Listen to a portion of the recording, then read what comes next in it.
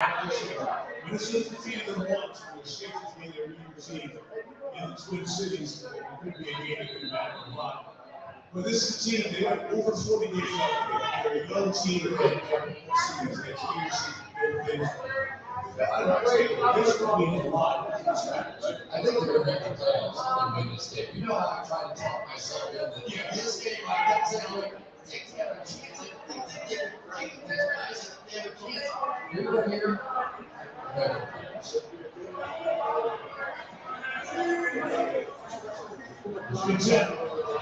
Take on!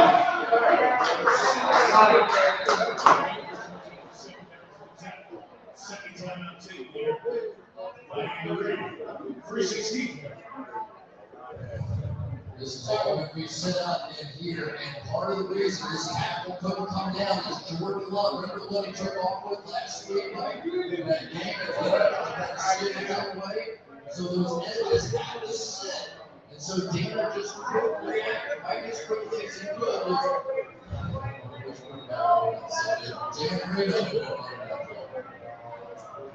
Well, he's 13-3 to start the first 2 years, then 13-4 for LaFleur. And a lot of those wins came in the month of December. He has started his career undefeated in December with this 8-0. And a chance to add to it. This team can close out the next 360. No time out left.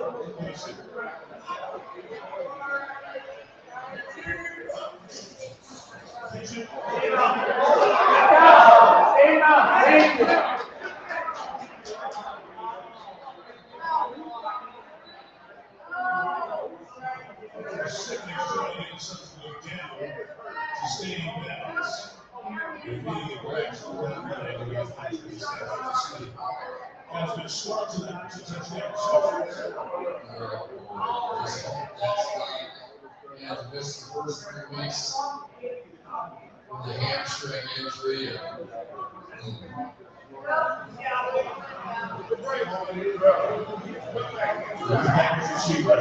First down.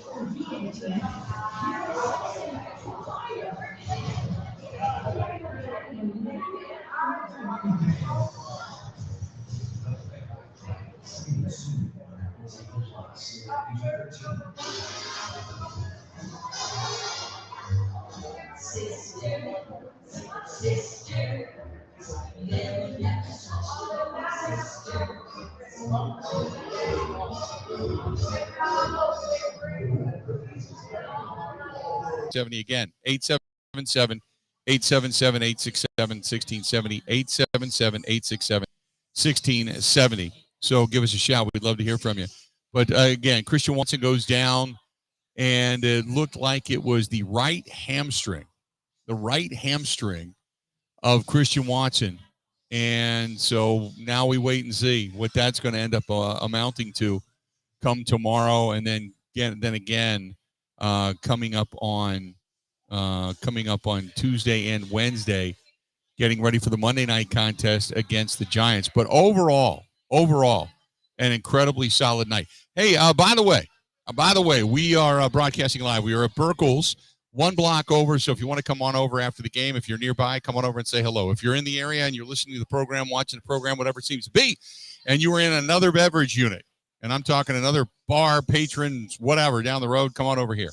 Come on over and hang out, as we've got a pretty decent crowd on hand. And believe me, it'll pick up as the night goes on, that's for sure.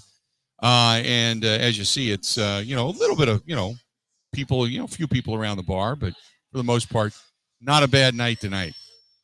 And I'll tell you this, when the Packers got the pick a little while ago, you would have thought this place had 800 people in it. It just erupted. Here's something to think about when the Green Bay Packers hopefully end this contest tonight. Is the As far as the team that had given up the most sacks in the National Football League, the Kansas City Chiefs given up coming into this game 14 sacks. 14 sacks all season long. The Packers got to them times in the first half of this game, 3 times. So it's just been first of all, it's been a tale of two halves because the Packers in the second half of this ball game offensively have not been nearly as good as they were in the first half. I think the play calling changed a little bit. Spagnuolo did a few things interesting, and that's for sure. He started to bring a few more pressures. He was bringing 5 for a while.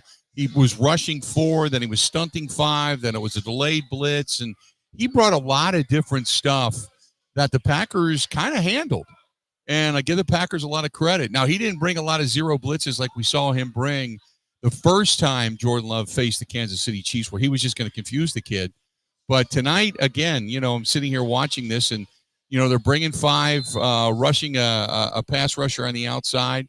And it's really simple to kind of some of the things they're doing, but the Packers were able to handle it tonight. So I applaud the Packers, the play calling. I liked a lot of the play call specifically in the first half of this game. I will say this, though. The last drive of the first half, with the false start penalty and some of that little pitch play, that was not the way you wanted that first half to end. They could have done better. You wanted to see them in that particular portion of the game. You wanted to see them at least stay in field goal range and be able to split the uprights just before half and end it that way. And instead, they ended up backing themselves up, and they ultimately punted. Now they downed it deep inside Kansas City territory, and Patrick Mahomes took a knee. But, yeah, that's not the way you wanted that particular it's not the way you wanted that particular series to end. Craig says, why does it say Packers win? Because the Packers are going to win this game. That's why.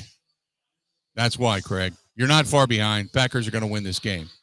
Now, again, good news is that I'm getting from over at Lambeau Field that, and Mike Clemens is telling me that Christian Watson's out of the tent, does not have his helmet. He did have a bit of a limp coming out of the tent, but now we'll have to wait and see. The good news is they didn't take him off on a cart. They didn't walk him to the locker room. They didn't want him to go for an MRI or an X-ray or anything like that. Maybe he just felt a tightness, went down, and maybe it's more precautionary. I don't know. We'll cross our fingers and say a couple of prayers that he's able to come back, because Christian Watson finally starting to come into his own as well, and you would hate to see him as a weapon of Jordan Love's go down, because going through the remainder of this season, now that they've basically kind of played with house money, and they're probably, I would assume here, they're going to kick themselves a 46, 47-yard field goal, sitting now with just over 1:40 left to go in the contest. If they can get one through the uprights and put this game up by 8, then, up by 9, then you would assume that they can put this thing out of reach and game over. So there you have it. 877-867-1670, 877-867-1670. You want to find us, please feel free. Go ahead and do so. It's bad sack. I get it. This one's from Mark. Mark says, hey, guys, Watson has played extremely well tonight. It would be a shame if he now goes down with an injury on top of playing well. Boy, that would just set him back yet again. We saw this last season, though, where he went through that stretch. He was on and off with the hamstring issue. Then he came back. Remember, there was about a 4-game stretch there with Aaron Rodgers throwing him the football that he played extremely well. And then all of a sudden, again, the hamstring issue kicks up, and he ended up, towards the end of the season, specifically heading into the end of the season, he was a little bit rough. And again, tonight, you see him start to play extremely well, and then again go down, grabbing that right leg, behind the right leg, and maybe another hamstring issue. So we'll have to wait and see. But this is it. This will put the game up by 8 with 1:14 to go. Patrick Mahomes with the ball in his hand. He would have to then take him down, drive, score, and get the 2-point conversion for them to then to be able to at least tie this contest. So a big leg by Anders Carlson, who boots it through the uprights. And now this team is a 1:09 away. 1:09 away from knocking off the defending champs and the Kansas City Chiefs in Patrick Mahomes' first and only visit in his career thus far to Lambeau Field. 877-867-1670, 877-867-1670. If you want to find us, go ahead and do it. Would love to hear from you. And Mark says, what about Keyshawn Nixon tonight? He thought he played extremely well, came up with the big pick, and also had a nice return. He did have a nice return tonight. Brought it out, I think, like 36, 37 yards. And then there was a couple of times that I thought he was going to bring it out, and he never did. Kind of let it sail over his head. Nice night tonight for Keyshawn Nixon. Completely agree with you. Rudy says, at what point does Jair Alexander come back? We thought that he might come back tonight. It's just you got to wonder at what point is he going to be able to go. And then don't forget Darnell Savage came back tonight and ended up going down relatively early in this contest. Now, I did not see if he came back. I wasn't specifically paying attention, but when he came out of the tent, he was right there on the sideline. He's high-fiving his guys, but he came out without his helmet. So if he returned to the contest tonight, I'd have to take a look. Because I did not, he's got 4 tackles on the night, so maybe he did come back. He's got 4 tackles. He is, the fifth leading tackler, tied with Owens, Campbell, and Rashawn Gary tonight, Darnell Savage. But he ended up going down early in this game as well. This one's for Michael, says, got to pressure Mahomes and then Keon Kelsey. I have no idea. I said it a couple of times tonight. I tweeted it out at one point. There was a couple of times it was 3rd and long, and for whatever reason, Joe Barry decided to rush only 3 and played soft zone coverage on Travis Kelce, who found the open spot in the zone and ended up picking up a big-time first down. I never understood that. Tom says, Jordan Love played a hell of a game tonight. I see progress. This kid shows mettle and grit. Hats off to him. Hey, 100%. I'll completely agree with that. He's had a hell of a game tonight. No doubt about it. No doubt. Jordan Love has impressed. Jordan Love's done he's expounded upon what we saw in the game against Detroit, when he really seemed to take command of the offense. Go back a couple of weeks prior to that, even when the Packers played Pittsburgh in Pittsburgh, the offense seemed to kind of start clicking a little bit. And then just after that against the Chargers, it looked even better. And then specifically going against Detroit and then this game tonight, it's been really, really good. Been really, really good. So now let's see what the Packers can do down the stretch as the Packers lead this contest 27-19. Think about this now. If the Packers defense, and again, there was a couple of hiccups tonight, and you're talking about a team in Kansas City who's garnered 300-plus yards tonight. But if the defense can hold them, and not give them a lot of not give them any more points, okay? And I'm sitting here watching the game as you are too. I can't do play-by-play because it would be illegal. But if the defense can hold them, you're talking about a defense that, again, holds a team under 20 points. And by the way, I know you're all looking at it at home, but I don't know how you can call that a personal foul. I don't know how you can call that a personal foul. He was still in bounds. Granted, he was giving himself up, but you're fighting for that spot. And I love the fact that Owens is a hitter. He was still in bounds. That's a garbage call. I want to know what the explanation is. I don't hear it because I'm obviously on the air with you guys and girls. So I don't hear the call as to what they're calling that to be, but that is an ultimate protecting Patrick Mahomes call, because he did not have a foot out of bounds as of yet. Not one. So I'm not a fan of that call at all. Not a fan of... Uh-oh!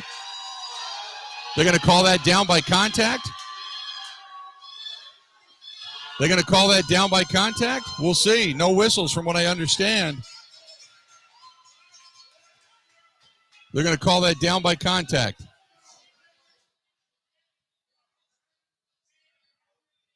Oh, man, I'll tell you what. Let's do this. We'll break. Let's take a quick break. We'll come back. We'll get through the end of this thing, and hopefully the Packers, by the time we come back, pull this off. Stay tuned. We got a whole lot more of the Bill Michaels Show and the Green and Gold Postgame Show. It's coming up, and it's coming up right after this. Stay right where you're at. This is the Green and Gold Postgame Show on the Wisconsin Sports Zone Radio Network.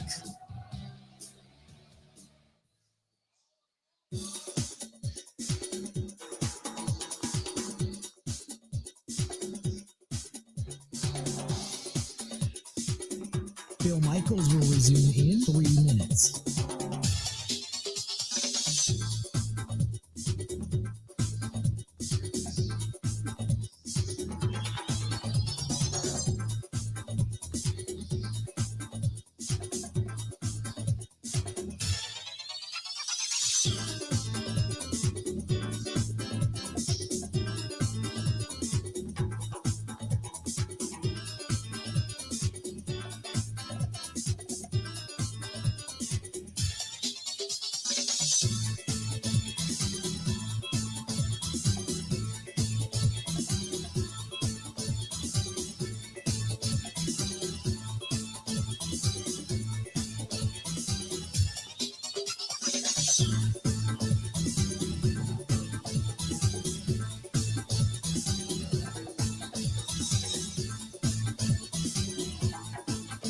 Bill Michaels will resume in 2 minutes.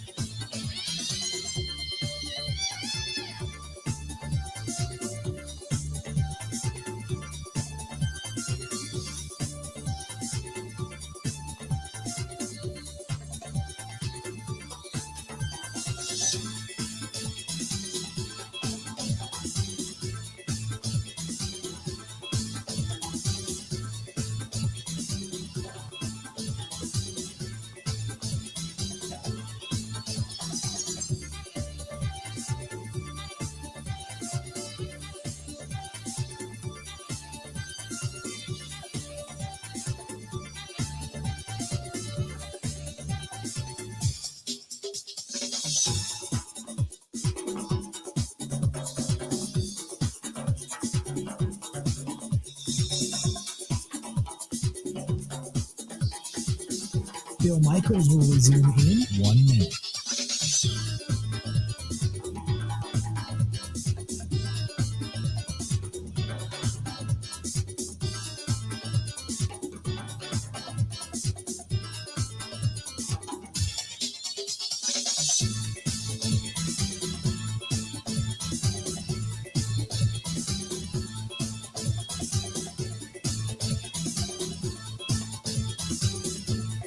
Bill Michaels will resume in 30 seconds.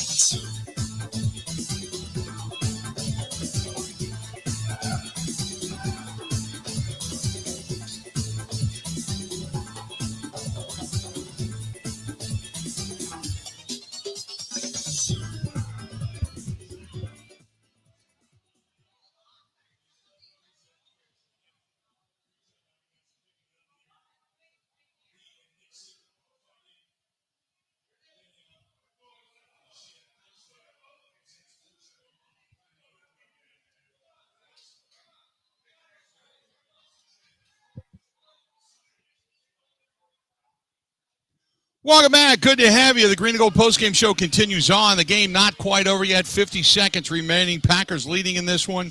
And the Green Bay Packers hopefully able to close this one out. Patrick Mahomes trying to go deep, and we'll see what ultimately ends up happening. As you can tell by the crowd in the background, a lot of happiness. So Packers, defensively speaking, got a couple more opportunities here, and hopefully they can close this thing out. It'd be great to have the offense play this well and then the defense to close the game out. You know what I mean? That would be the best. So glad to have you tonight on the Green and Gold Postgame Show. And the Packers right now leading the Kansas City Chiefs. And we'll see if they're able to close this thing out before it's all said and done. I tell you what, a lot of reaction coming in on the hit that Owens put on Patrick Mahomes. Mahomes clearly in bounds, as the replay shows when the hit occurred. He was a half step in bounds, both feet, as a matter of fact, And I'm sure the league will, kind of say a little shame on the referees for that bad call, for lack of a better term. Look, we've seen a couple of different quarterbacks like fake to go down or fake to go out and then start to take the ball upfield, and they've made plays like that necessary. I don't see anything wrong with that. That is just a good play, period. It's just a good play. So Kansas City trying to do everything they can to move the sticks. They've done that. They've picked up the first down. Time winding down. I think we've got under 20 seconds now. We'll keep you abreast as things continue. I'm sure you're probably watching it at wherever you're at. A lot of happy fans in here that hopefully get a chance to go home happy tonight as well. Like I had mentioned a little earlier, the Green Bay Packers played a really exceptional game, offensively speaking. Play calling in the first half, I thought, was outstanding. Packers, if they win this contest, they will won 4 of their last 5. If they win here tonight, they will have won 4 of their last 5, and which is remarkable considering where they were just a few weeks ago and the thought process coming into the game against Detroit. You thought, okay, look, if you can just go make a showing, get a little bit better, and then they shocked the world by going in there and getting a win. Can we then say, hey, the Green Bay Packers have grown up right before our very eyes, and all of a sudden this team is real? You know, do you have to look at this team as now a competitive, possible playoff team? I think you'd have to, right? I think you would have to. And, the way things are going to shake out, the Packers are going to be tied now. When you start to look at the wild card and the standings, the Packers could be tied when you get into the playoffs and what the expectations are. The Packers will be tied with Minnesota at 6-6. They'll be tied with the Rams at 6-6, the Seahawks at 6-6, and the Packers getting this win tonight, presumably, will also be sitting at 6-6, which means you've got 4 teams in the mix at that 6-6 mark. You're not going to catch the Dallas Cowboys, who are at 9-3. The Falcons are a division leader at 6-6, but you're not going to catch the Cowboys at 9-3. So that's not going to be a possibility, but you can be one of those other teams that's in. That's for sure. And how huge would that be if the Packers can find themselves in Jordan Love's first year, the first year of this younger weapon-wise offense, to find themselves into the postseason? And then you look at the schedule, and their schedule, I think, is the easiest schedule of the rest of the group down the stretch. So the Packers are going to have a legitimate shot at getting themselves into the postseason. Next game coming up a week from tomorrow night, they're going to be at the Meadowlands in New York to take on for lack of a better term, a bad Giants team before they come back home in a couple of weeks on the 17th. They take on the Tampa Bay Buccaneers in what likely is going to be a cold weather game for a warm climate team. That's a noon kickoff. Then they go back-to-back weeks. They're on the road Christmas Eve in Carolina to take on the Panthers. They're on the road New Year's Eve in Minneapolis to take on the Vikings. And then they come back and take on the Bears. And I can't imagine a game at this point that they would then be not favored in. You know what I mean? I can imagine that they will not be favored in any of those, that they'll be favored in every one of those games. They'll be favored in every one of those games. So you got one left, and the Packers can seal the deal. And hopefully this defense drives this one. Joe Barry's defense, you got to assume everybody but maybe 2 or 3 guys off the ball deep. And the old adage is don't knock it up, knock it down. Knock it down. Don't knock it in the air, knock it down.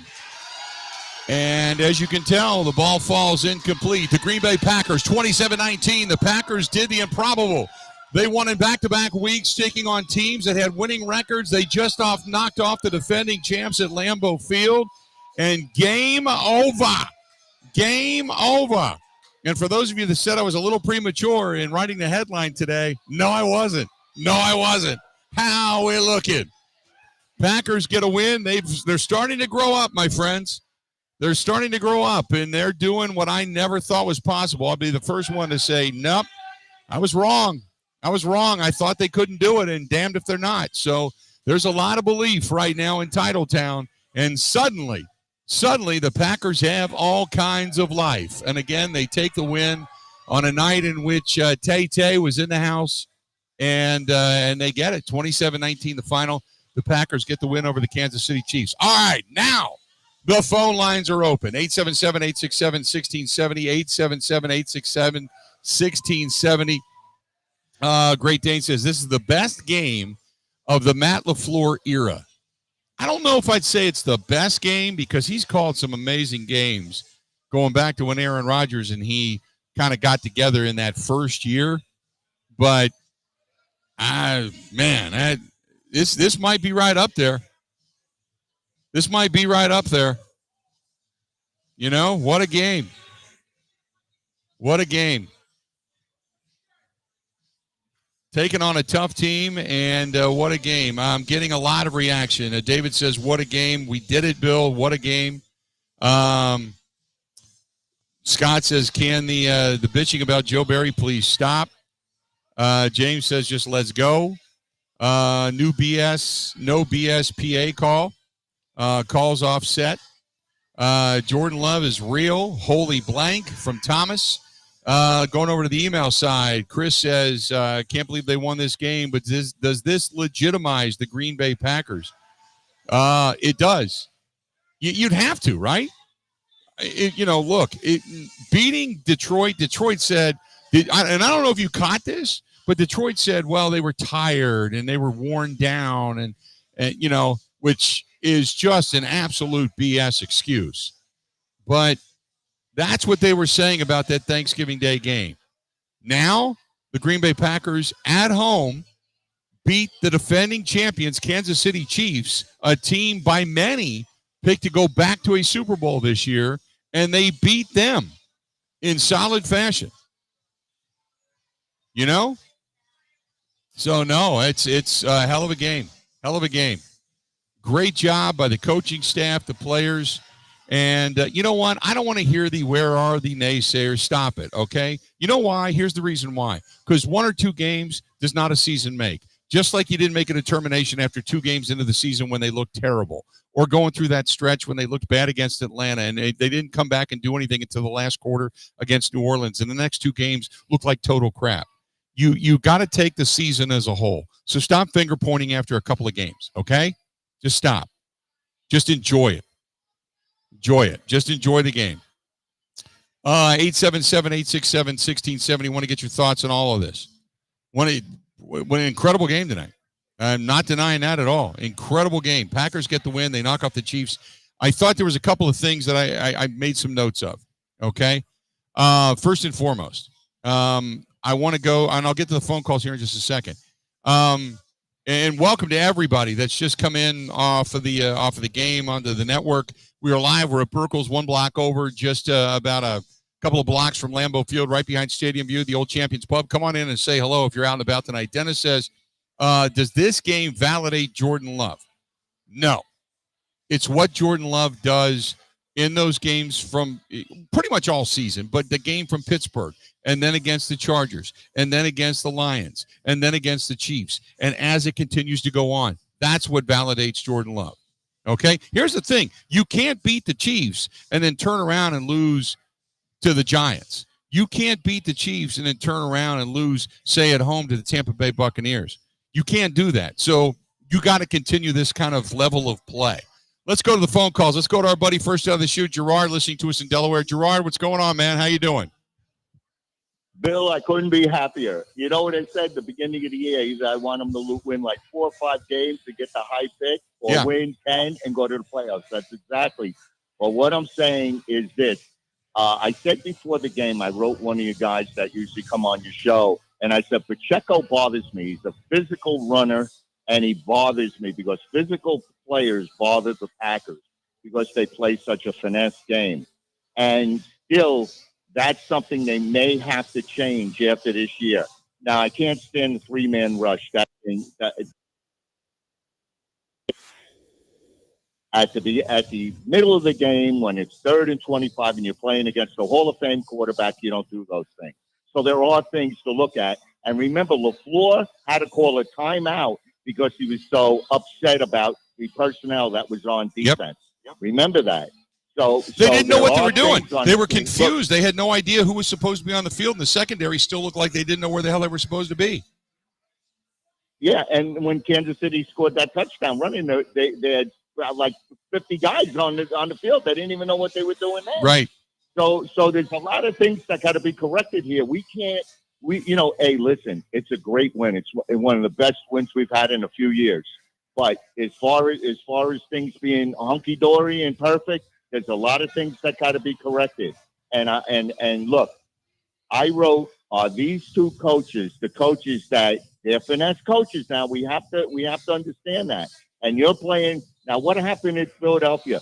They were talking about the 49ers before the game. They said the 49ers are a very physical team. And what did the 49ers say about Philadelphia before the game? They're a very physical team. You see what I'm saying? Yeah. So physicality is coming back to the NFL. And I don't know if you could win this way in the playoffs. You see what I'm saying? Right. I mean, I don't know, because you're going to play teams that are going to impose their physicality upon you, and you got young players on this team. So that's going to make a big difference. But Love played within himself. And funny, Collingsworth, who bothers me sometimes because he never shuts up. But the thing that he said during the game that was really interesting, he said, Green Bay is running, Love is running LaFleur's offense. And then he mentioned Rodgers, right? Rodgers did his own. Not saying exactly Rodgers did his own thing, but he sort of insinuated that. Yeah. So I thought that was something very interesting. As long as Love plays within himself and is doing what he's doing, Bill, we can't complain. Right. I mean, if Rodgers threw that pass that Dobbs caught on his back, we would be saying, what an incredible throw. What an unbelievable throw. We got to understand that was an unbelievable throw. Right. Even Love did it. Here's some crazy statistics now for you, too, Gerard. Listen real quick. Over the last 3 games, 857 yards, 8 touchdowns, and 68.5 completion percentage for Jordan Love. I mean, that's getting it done beyond getting it done. And over the last 4 games, he's been the 3rd best quarterback in the National Football League. And you see it. You see it on the field. The kid got poised. He really is. He's a very calm kid. And that shows in what he did. And you notice when Nixon intercepted that pass, he played with the Raiders, who played Kansas City a lot. So when he went back and he picked that ball off, his receiver skills helped, but he knew that ball was coming because he knew that play Kansas City ran a lot. Right. And you see, things like that matter. Things like that matter. But look. So I heard you say something about Barry. Barry still has a lot of, there's a lot of issues on this team. With him. Okay, there still is. And there's issues, to go all the way around. So there's still, you can still say and debate whether this coaching staff is the team to take you to the Super Bowl, okay? Because I'm saying it's not a physical team. That's the reason why I'm saying that. You can teach physicality. You can be physical. You can pull that out of guys.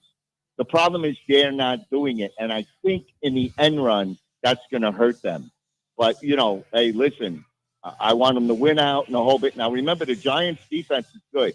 And they play a physical defense, the Giants. So it's not going to be easy. And that turf where they're going to play, I just hope that nobody else gets hurt because that turf is terrible. Yeah, down in New York. Yep, no doubt. So, Gerard, hey, listen, I agree with you. Fingers crossed. All right, buddy. Appreciate it. He drops off. You get on board 877-867-1670. Sorry for cutting them short. Let's do this. Let's get right back at it, and let's go to Thomas. Thomas, welcome to the program, man. What's going on? Bill, I called this game the entire time, the entire week. Let's effing go. Upset City. Let's do it. Bill, a couple of key takeaways from me quick. I know we got a lot of callers on the line too. Those 2 throws from Jay Love at the very end of the game to Watson, and I think the other one to Dobbs. Holy shoot, were those 2 crucial plays. Right. Dane, Bill, I thought our defense looked really well. Offensive line was protected. I know we were shuffling up in front a little bit really throughout the game. Again, offense looked great. Defensive was holding down Stack. We stopped Travis Kelce, one of their big targets, obviously.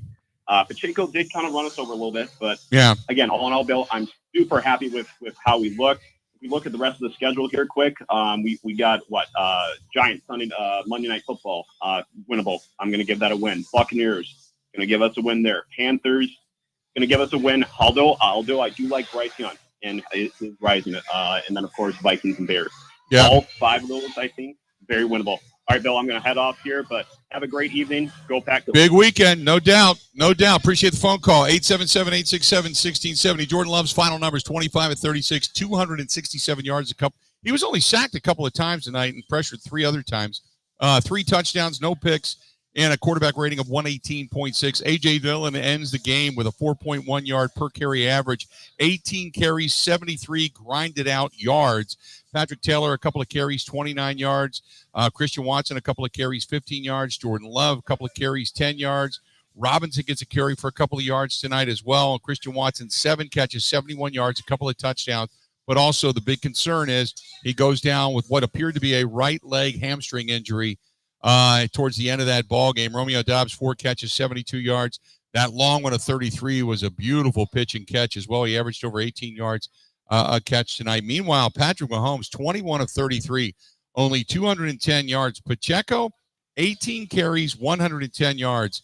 Tonight, the Kansas City Chiefs, who did not have a great run game, averaged almost 6 yards a carry. Pacheco, 6.1. Patrick Mahomes, 6.5. Hilaire, they ended up kind of shutting him down. A couple of carries, 6 yards. Tony, a carry for 6 yards. But 5.9 yards per carry as the Packers defense gives up 148 total rushing yards tonight. So the Chiefs were able to kind of grind it out, but ultimately the Packers got what they needed. And one of the biggest things, again, for this team, think about this, one of the biggest things, again, for this team tonight, the Packers win the turnover battle. The Packers won the turnover battle tonight. Packers had the 1 pick of Patrick Mahomes this evening, and the Packers did not turn the ball over. They win the turnover battle yet again. The Packers walk away with the victory. Packers knock off the Kansas City Chiefs at Lambeau Field, and 27-19, and they are back to 500 on the season. They are now 6-6. Oh, my goodness. Can we legitimately start talking about the postseason now? We are live. We are at Burkle's, 1 block over, where the happy fans are going to come streaming in, I would assume, any moment now, as Lambeau Field continues to empty out. But a big win tonight. Big win. An affirmation win. A statement win over the Kansas City Chiefs, the defending champions. More of the Green and Gold Postgame Show. Your calls, your comments coming up next. This is the Green and Gold Postgame Show on the Wisconsin Sports Zone Radio Network.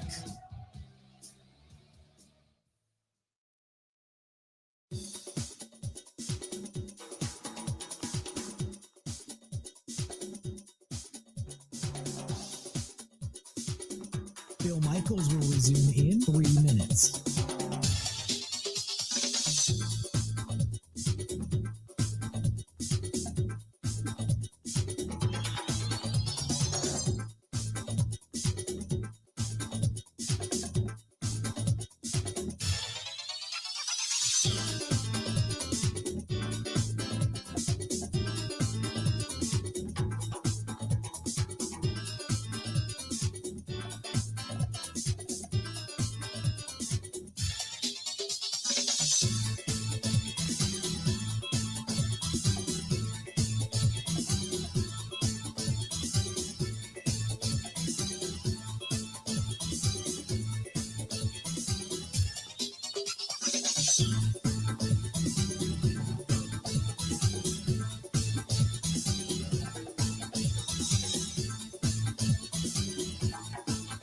Bill Michaels will resume in 2 minutes.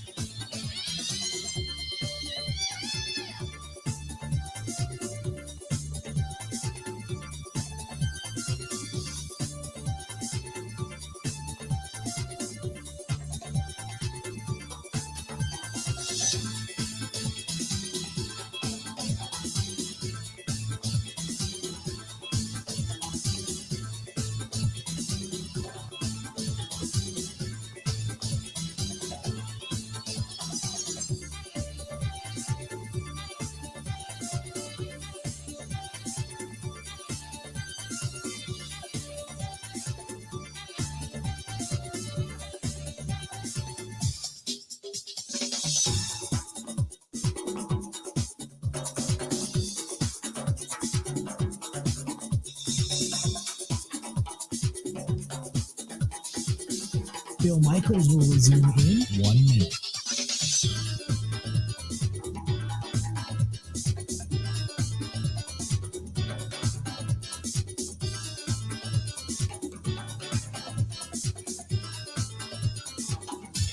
Big win tonight, guys. Completely agree.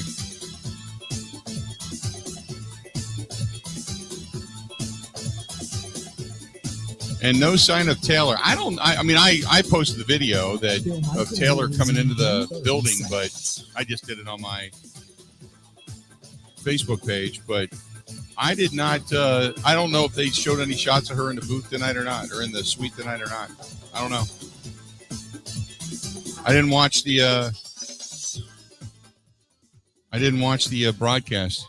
They showed her once? Okay. There you go. There we go.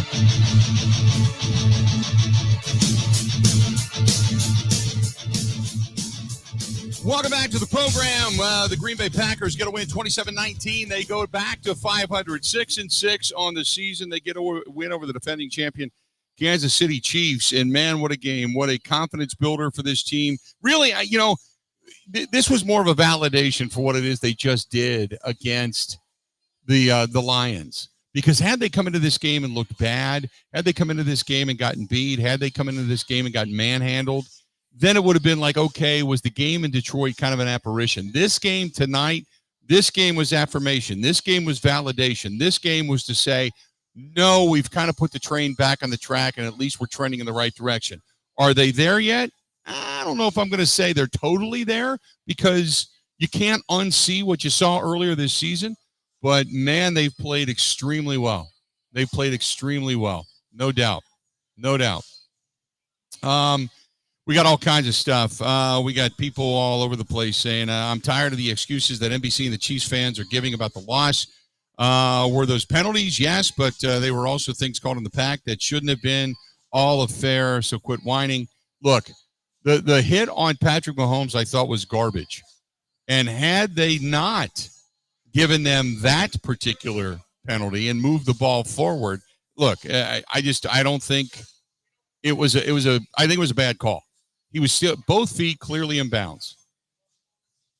Clearly in bounds. 877-867-1670, 877-867-1670. Isaac says, not making Taylor Swift a big deal tonight. Thanks. Fox would have been showing her all day. Who cares? Win's a win. No talk of the unnecessary roughing call after the game, but a lot of apologists talking about the no calls for the Chiefs. The officials couldn't keep the Packers out of the win column. This one is from Isaac, who says he's turned this team around, also building the offense while being the youngest in the league. Playing good football is awesome. Here's the thing about the youngest in the league, and let me say this because I want to just get rid of it, okay? It's an excuse, all right? It's an excuse. The whole thing about being the youngest in the league, they got younger because they got rid of old guys, okay? They are young at the wide receiver position, but they're not younger everywhere else. Receiver and tight end. Other than that, it's a veteran group of people, okay? It just is. You got second-year guys like Quay Walker and Devontae White, but for the most part, it's a bunch of veterans that are out there, okay? So the whole thing about, oh, my God, we're the youngest. Where? Where are you you're the youngest? Where? You got second-year guy in Romeo Doubs, Christian Watson. They're second-year guys, okay? Yeah, they're younger, but they're second-year guys. Devontae White, second-year guy. Quay Walker, second-year guy. Everybody else in the offensive line, second, third, fourth, fifth year, whatever it happens to be, they got younger because they got rid of old dudes, okay? So stop acting like this team all of a sudden just infused 27 rookies into a team that came together, because that's a dumbass argument. It just is. Let's do this. Let's go to Jordan Love. Jordan Love at the podium right now talking to the media. Here's what Jordan Love had to say. Touchdown to Christian. Are you trying to place that somewhere, or are you just throwing that out, giving him a chance, hoping something good happens? Yeah, I'm throwing it to Romeo where I think he's going to be. Obviously, the one to Romeo, just kind of the coverage was telling me to go there to him, and threw it up thinking the safety wasn't going to make a play, and he didn't. But good job by Romeo. It was weird he couldn't really track the ball first, and then was able to find it. But that was a great catch by him. So. Take every game as they come, but just how personally satisfying a performance like this for you, that kind of go toe to toe with Mahomes and come out on top? Yeah, it's huge. for me personally, it's just obviously I've had this game, circled for a long time. It's my first start. Obviously didn't play how I wanted to the first game. So being able to see these guys again and get the victory is huge. This is a great team win tonight. Everybody just balled out. So, but it was an awesome win. Jordan, looking back to the passes to Romeo and Christian, can you just talk about kind of the cat and mouse game between you and Spagnuolo and whether he was going to, send it all at you and just how you played that, reacted to it all on those two plays? Yeah, you just got to, with this defense, you never know when they're going to bring it. They do a really good job disguising their stuff. So you kind of always got to be alert for it, try and pick up on the little tells, little keys. But yeah, on that one to Christian, they did end up bringing it. We got to a protection that picked it up. Was able to give me enough time to just kind of buy some time and let Christian work and put it up for him. And he went up there and made a great play. You said the coverage on that 4th and 1 to Romeo was kind of showed that you should throw it there. What did you see? What was about the coverage that showed you that? And obviously they're bringing it, right? So how's that captivating your mind? Yeah, we kind of have like a 3-level throw. And, number 2 ran a shorter out route. I felt the safety kind of grabbing him and kind of let Romeo go. So I just put it up there. And yeah, the safety, he wasn't able to get back to that play. But yeah. Jordan, you have 3 touchdown passes tonight, all against blitzes. I think you're like 8 touchdowns, no picks in the last, I think actually all season against blitzes. Why are you guys so much better at that now than maybe, I know 2 years ago was a long time ago, but why are you so much better at that, do you think? Yeah, I think for me personally, it's just being able to see this stuff. I've got more reps. I'm more comfortable understanding where I need to go with the ball. I think the O-line is doing a great job just being able to pick this stuff up. It's not easy when they're bringing the all-outs and these blitzes, things like that. But they've been doing a great job giving me time. And then receivers, obviously, just they're having awareness of when they need to be open and how long I got, and then just going out there and making plays. But it's definitely something we as a team have just been – we practice. We know it's something teams are going to bring, and we got to be able to execute and go out there and make sure they don't do it again. Right after the 2-minute warning, you got to keep the clock running there. You're better to take the sack there just to burn more time, or was that not part of the thinking? No, we ran a play. We were trying to get a shot over the top. They ran a coverage that wasn't really ideal for the play. Kind of played outside leverage on number 3, so we didn't have a great look at it. Instead of just forcing it, just take the sack right there, keep the clock running. You guys were 2-5, 3-6. It's easy to say, just stick together, win the next game.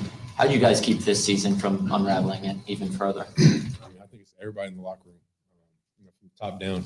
Everybody's just trusted it, stayed together. No one's wavered.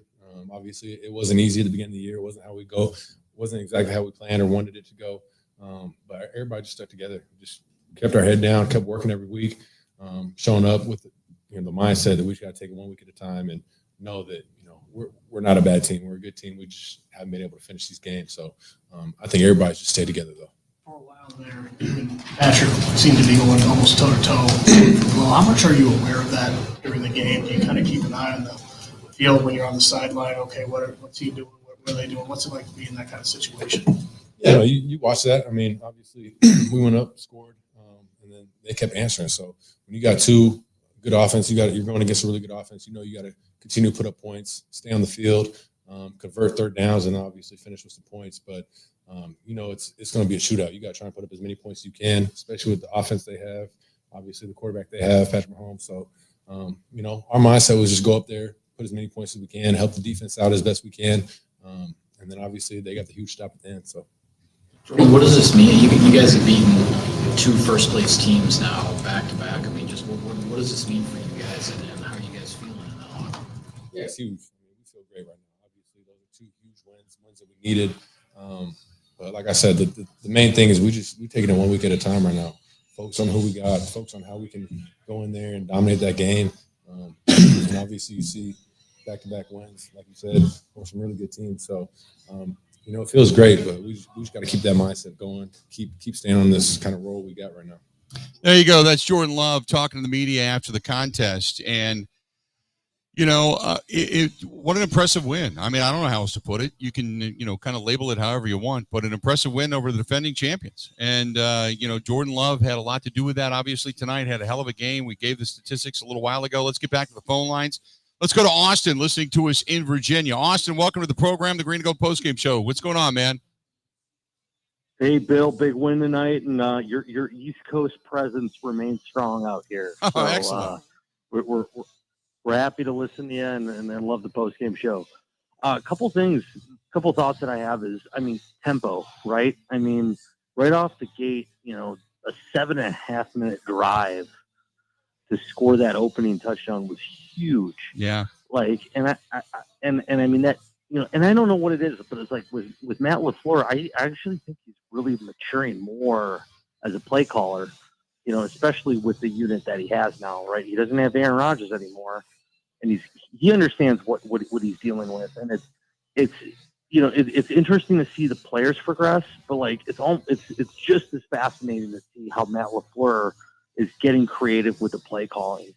You saw that first play in Thanksgiving against the Lions.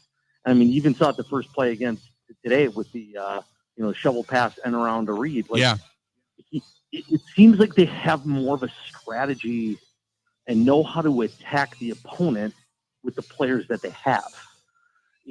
And that's just it seems like and that's just I think that's also really contributing to the success here. And I'll say this right now: it's like December football. This is getting fun. This is real now. And this team is 6-6. Playoffs is very realistic. Even if they go 3-2, they can make the playoffs. Yeah. So now you're kind of playing with. I don't want to say total house money, but getting these 2 wins in back-to-back weeks, you're kind of playing with house money now. Absolutely. You can afford a clunker down the road here, right? You can afford going into Carolina and screwing something up, right? Right.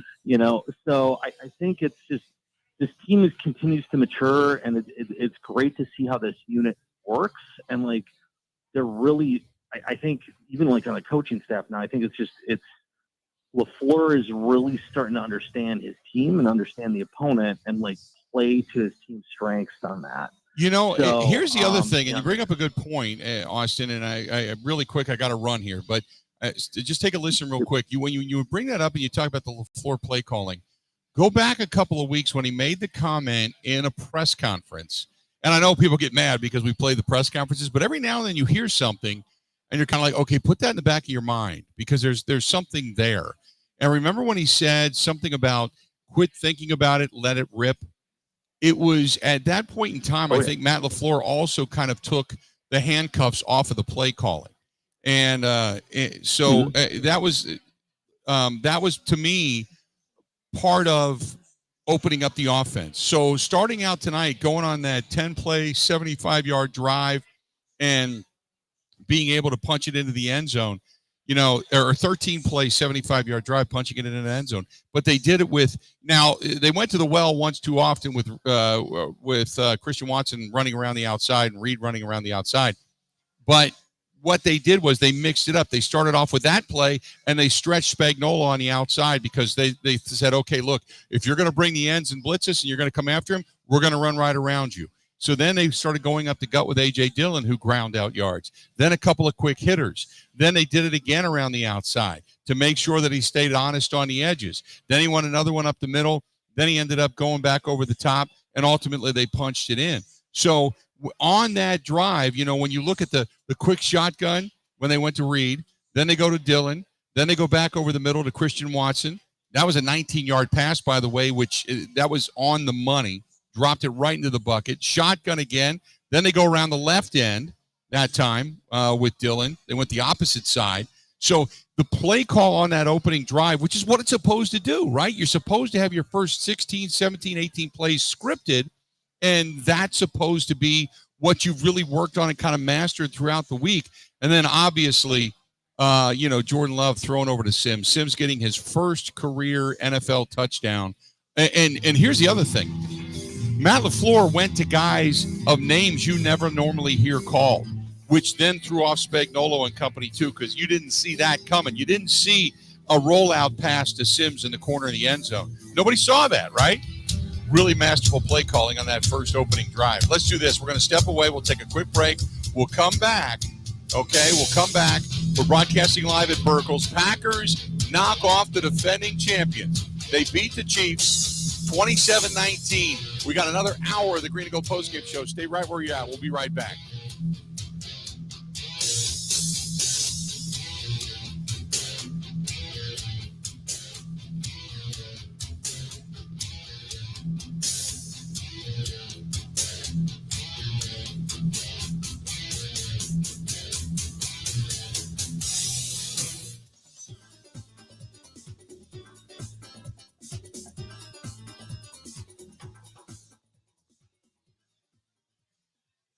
Ho, ho, ho, I need a window. Baby, it's cold outside. So where do I go? Ho, ho. Come on, Santa. Go to Pella Windows and Doors of Wisconsin. Now is the time to replace your leaky windows and doors. You and Mrs. Claus can get your new windows while putting no money down, no payments, and no interest for up to 18 months. Unwrap this gift now, but pay for it later. More jingle that stays in my pocket.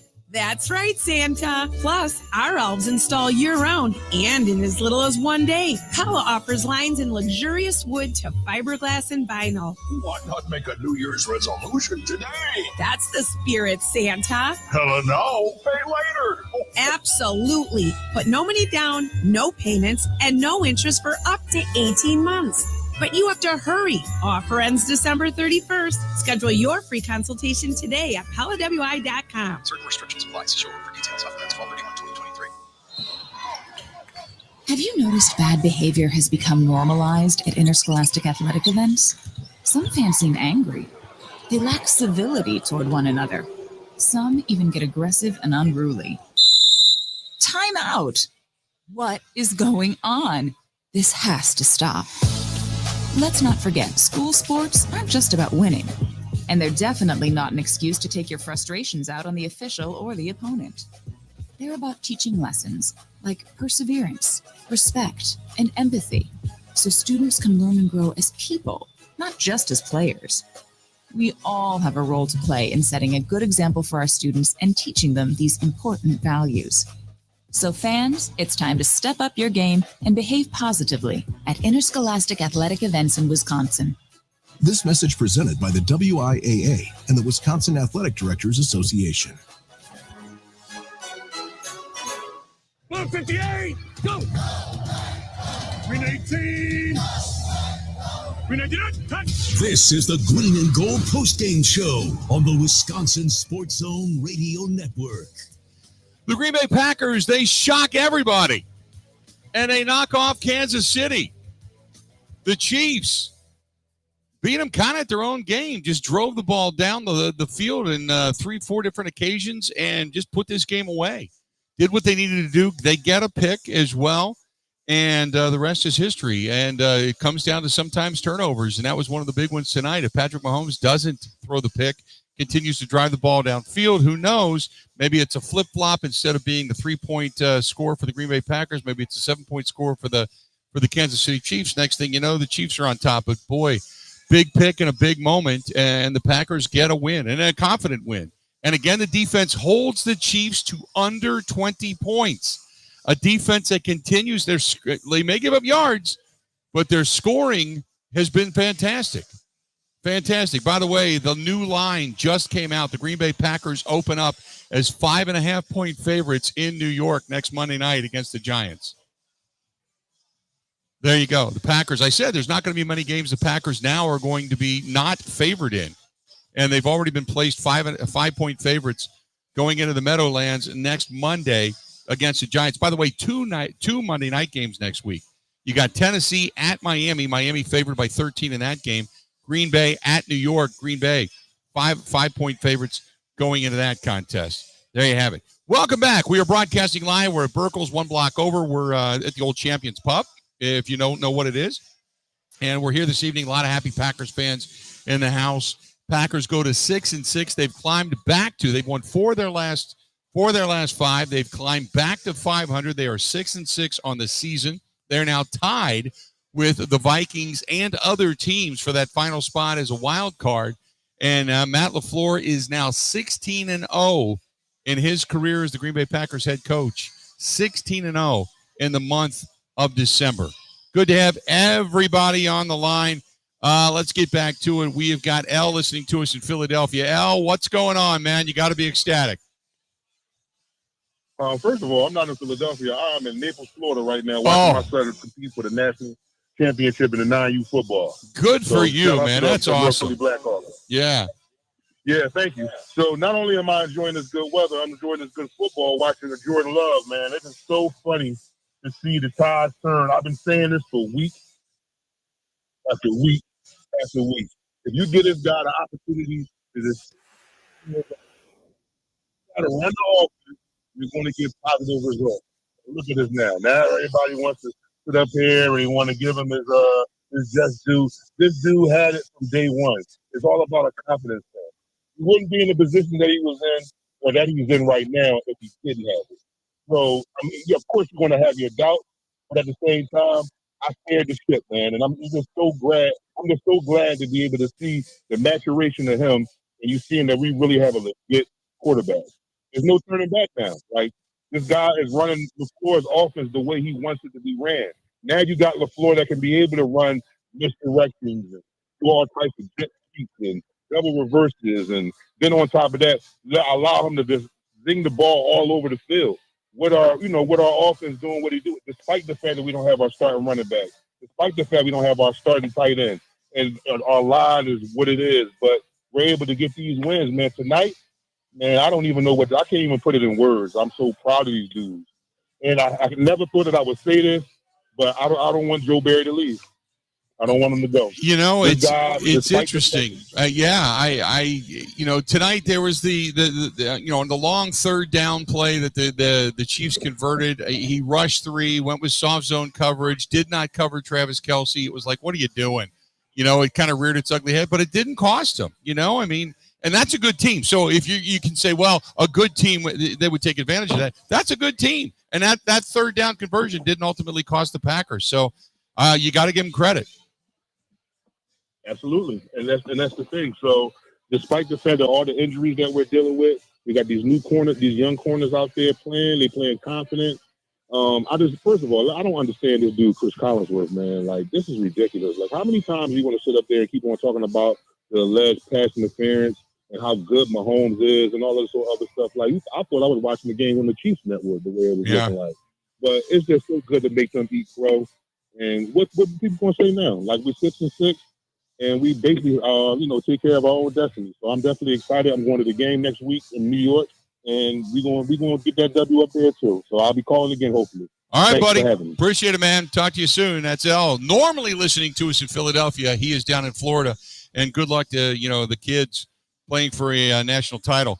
877-867-1670. Let's go to Neil listening to us in Toledo. Neil, how you doing, man? What's going on? Hey, Bill. How you doing? Great tonight. Good win tonight. Good. Yeah, it was awesome. I'm a lifelong Packers fan here, and I know everyone's like super enthusiastic about the result, and it was an amazing, incredible victory. But we just got to keep in mind that like we can't just like assume we're gonna win. We're gonna win out like automatically just because we beat the Chiefs. So like I think we should just like curb our expectations just a little bit and stay honest and just stay focused. And also, like, we can't just, like, fully exonerate Matt LaFleur. Like, he still had really, like, bad head coaching decisions, like, during this game, like, as far as, like, time management and strategy is concerned. So, like, he's not off the hook. And I'm so sick and tired of people talking about Joe Barry.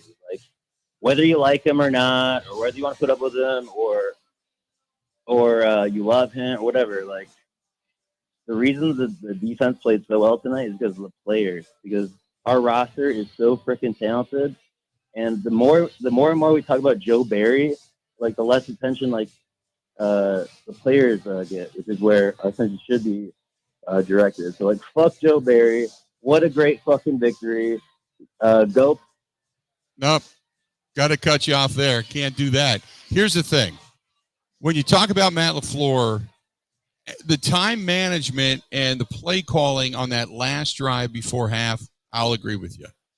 Early on in that contest, really solid play calling, really solid offense. No doubt about it.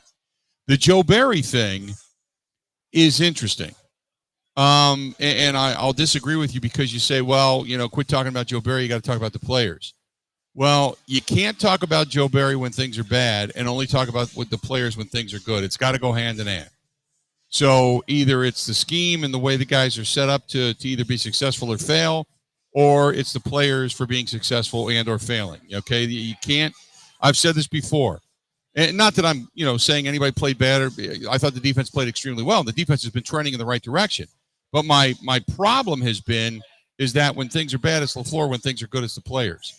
And you can't do that. Look, I wasn't a Joe Barry fan coming into the season either.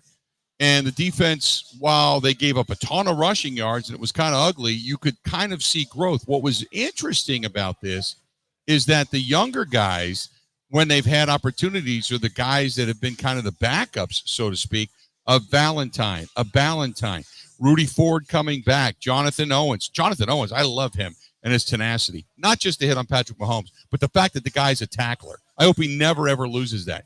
Getting Darnell Savage back, Anthony Johnson Jr. getting his period of time to play. We mentioned Ballantyne.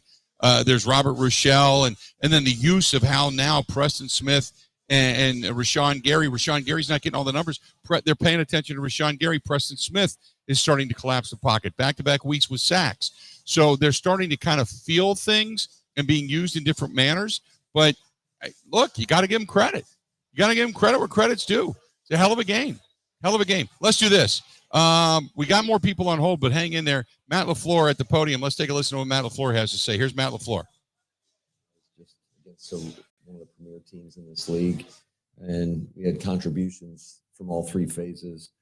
There's nothing like playing a night game in Lambeau this time of year, and just can't thank the crowd enough. Definitely had an impact on the game. It was a true home field advantage, and but just can't say enough about the guys in that locker room, the resiliency they show, the willingness to come in every day with the same mindset, and that's just trying to get a little bit better, truly taking it one game at a time. And, but I was really happy with our performance tonight. It's far from flawless in certain areas, but we absolutely did enough to win. And, like I said, that's a really good football team. Everyone, especially in a win like this, but Jordan said that he'd circled this game on his calendar. Obviously, remember that's his first career start. How different did the quarterback you saw tonight look 2 years ago? The composure. Certainly, they brought some pressure. They brought some all-outs. He got us into the right checks. I thought the guys up front did a pretty good job for the most part on the night, protecting them. There were a couple instances where they were able to get some pressure, but even when they did, that fourth down play to Rome, there was a little bit of pressure in his face, and what a catch by Romeo Doubs. Just what a play by him. That was certainly a big play in the game, and there were so many guys that contributed, whether it was A.J. Dillon grinding out tough yards, Patrick Taylor going in there and getting a couple big runs, all the wideouts. Tucker made a couple nice plays as well. Ben Sims with his first touchdown, and then defensively, Corey Ballantyne showing up with 10 tackles. That was big. Quay with 13 tackles or whatever it was, and just getting enough pressure on Mahomes throughout the course of the night. Hey, Matt, it seems like in the last few weeks you've taken the training wheels off the offense to a large degree. What did you have to say? Less simple, like you're pulling more out of the bag, and I'm wondering what you had to see to get to the point where you felt comfortable doing that. Yeah, I just certainly there's a trust, that our quarterback's going to make the right decisions. I mean, it really takes every room to make some of those plays, being a little bit more aggressive. I think that's what you're trying to get at, Pete. Being a little bit more aggressive with some of the calls, but just making sure that we get the protection that's needed. But guys in the receiver room and tight end room are making plays in the passing game. The protection, like I mentioned, it's been pretty solid. And then ultimately it comes down to the quarterback making the right decisions, and then also trusting that if it's not clean, if the pocket's not clean and it starts to collapse around him, that he's going to get the ball out of his hands and not take a negative play. And I think we've really seen that, especially the last 4 games or so of him doing that. And that makes it a lot easier as a play caller to want to be more aggressive and to take our shots. It felt like a game of. Sorry, go ahead. The Minnesota loss probably seems like an eternity ago, but you were very angry after that game, and you said it was obviously tough to watch. How do you explain what's happened since then? I think the guys are just they're coming together. They're working. They're getting better. They're playing faster, playing more confident. But that doesn't happen by accident. That happens by coming in each and every day and trying to learn from your failures and learn from your successes, but putting in the work, because this stuff doesn't happen unless you put in the work. And that's what these guys are doing. They continue to come in and put in the work. And I think that's why we're getting better. And I would like to believe that we're far from a finished product. And this league has a way of humbling you in a hurry. So you got to take the good from it, you got to take the bad from it, and you got to learn from it and move on and keep it moving and go back to really. And that's by putting in the work and showing up with a great attitude each and every day. It seemed like a game of like who was going to blink first. What did you think of that play by Keyshawn? I got to see it. I was looking down when it happened, trying to figure out what to call next. But yeah, what a big time play. We talked at halftime. I said we told the guys that it was going to come down to the ball.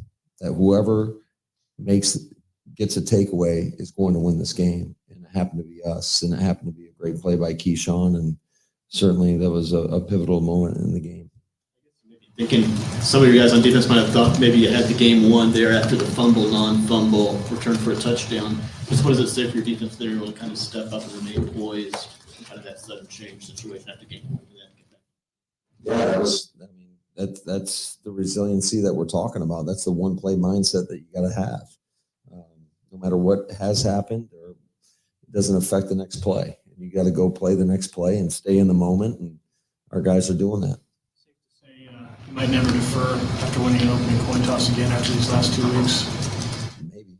We'll see. I think every game's a little bit different. We lost the coin toss today, right?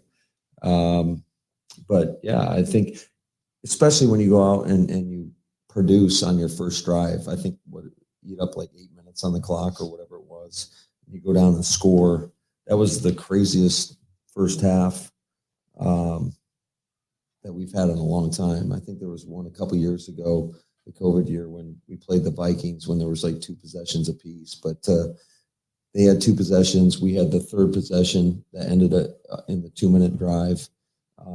It was just a wild, crazy first half in terms of very long, sustained drives. But you got to give it up to our defense, our red zone defense. Keeping them out of the end zone obviously was a big time factor in the game. I thought we were able to generate some pressure in a couple of those plays, and push them back, and ultimately that was probably the difference. In all seriousness, you had 5 weeks this season where you didn't get a touchdown in the first half. I know it comes down to hard work, making plays, staying on schedule, but during that time, you've seen such a. I can't remember that time. I'm staying in the present. Speaking of staying in the present, have you thought about the playoffs at all this year? Because right now you are. Nope. It's one game. We gotta. Now we have another primetime game on a Monday night, and the guys got to understand. You start winning some games, and people start gunning for you now. And so, we're a 500 football team. That's where we're at. That's the reality of it. And yeah, we've had two pretty good back-to-back wins, and but you're only as good as your last game. And I do know this: you better show up each and every week in this league, otherwise you're going to get knocked off, because we see it every week. And you just got to put your best foot forward every time you get an opportunity to step on that field. So that's what we'll do. You've beaten the Chargers, the Lions, and now these guys in 3 consecutive games. Obviously, you're on the right trajectory. Is it a sky? I think Jordan used the word "sky's the limit." Is that kind of how you view this team? There's really no ceiling there for them at this point. Yeah, I just, as long as we stay committed to what's gotten us to this point, that's being resilient. That's coming in to work each and every day. That's continuing to work on our craft, to come closer as a team, to have that belief not only in each individual but in each other. I've said it many times. It's the ultimate team sport, the ultimate team game. It takes all 11 on the field, and there's a lot of trust that's involved in that. Trust in yourself, trust in your teammate for us to go out there and execute as a team and get a W. There you go. That's Matt LaFleur doing the post-game presser. And, you like the fact that the talk of playoffs came up and he was shutting it down right away. Nope. Because look, it doesn't pay if you go out and suddenly lose on Monday night to a bad Giants team. It doesn't pay if you lose to a mediocre or sub-mediocre Carolina team. It doesn't pay if at the end of the season your season's on the line and you lose to a bad Bears team. Tampa Bay's not that good of a football team. The Vikings are iffy at best. I mean, you've grown over the last 4 weeks. You got to continue to get better. It's get grind above mediocrity at this point. You were early on in the season. You were playing some bad football, ugly football, disorganized football, penalty-laden football. And now, step by step, you cleaned up the penalties, and then you got a little bit better offensively. You got a little bit better defensively. The injuries began to hurt you. The trade of Rasul Douglas opened up opportunities. And now, something flipped. The switch flipped. And suddenly you're looking at the offense going, okay, let's start taking the training wheels off. And he wants to joke and say, I don't know what you mean by that. But, yeah, you do. Because the play calling has been very different over the last few games specifically than what we saw 3-4 weeks ago. So, yeah, he does know that.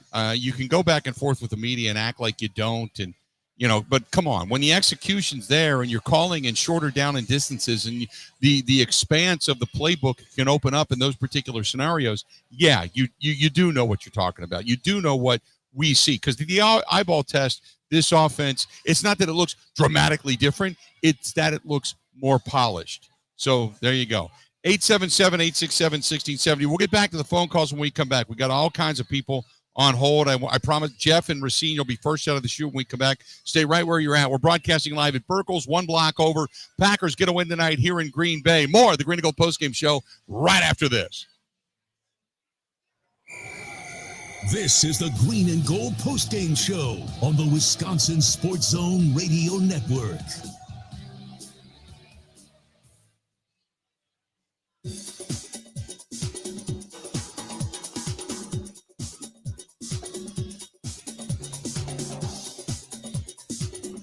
Bill Michaels will resume in 3 minutes.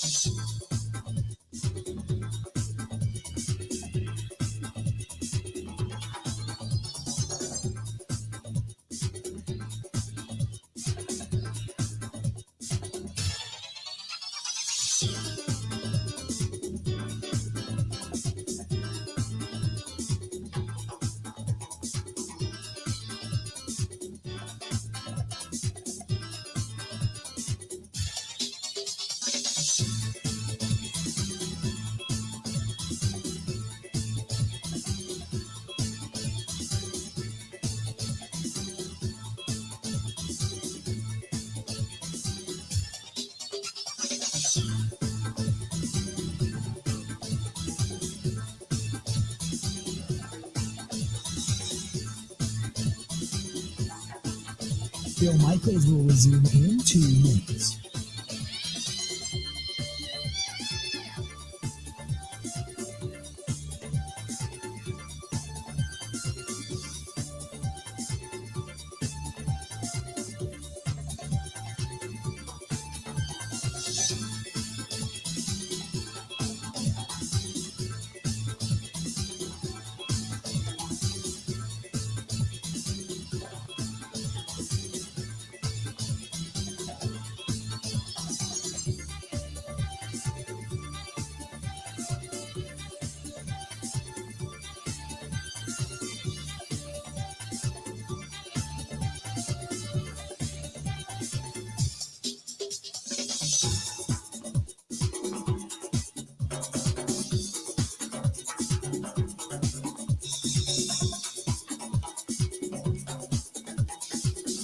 Bill Michaels will resume in 1 minute.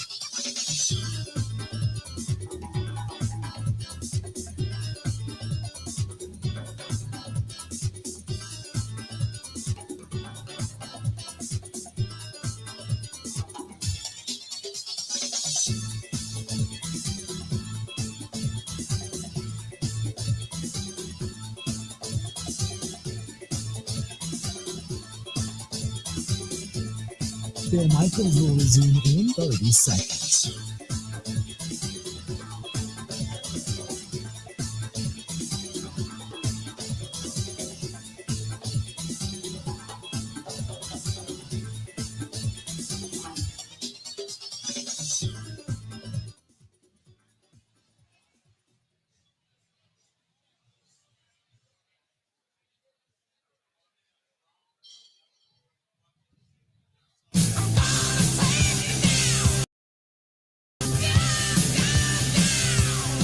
Welcome back to the program. Good to have you.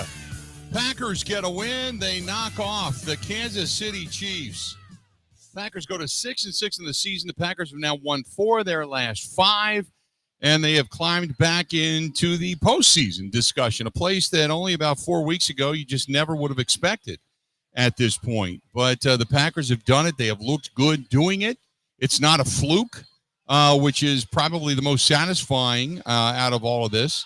That they have done it, playing some pretty good defensive football, some pretty good offensive football. They've done it with pounding the rock. They've done it with some, clutch passes, some, good play calls, but they've done it in many different ways. And you can't take that away from them. Look, you can talk about pass interference calls that were and weren't. You can talk about the hit on Patrick Mahomes that wasn't out of bounds. You can talk about all the different calls that could have, would have, should have gone their way or didn't go their way. Who cares? I've always said, and I will always say, if you let 1 or 2 calls make your night, then you didn't do enough to win to begin with. So if you're the Kansas City Chiefs and you're the Chiefs fans, you're completely bitching and moaning and whining and crying about all of the calls that you didn't get tonight, well, your team didn't do enough to win. It's that damn simple, okay? At best, they may have tied the game.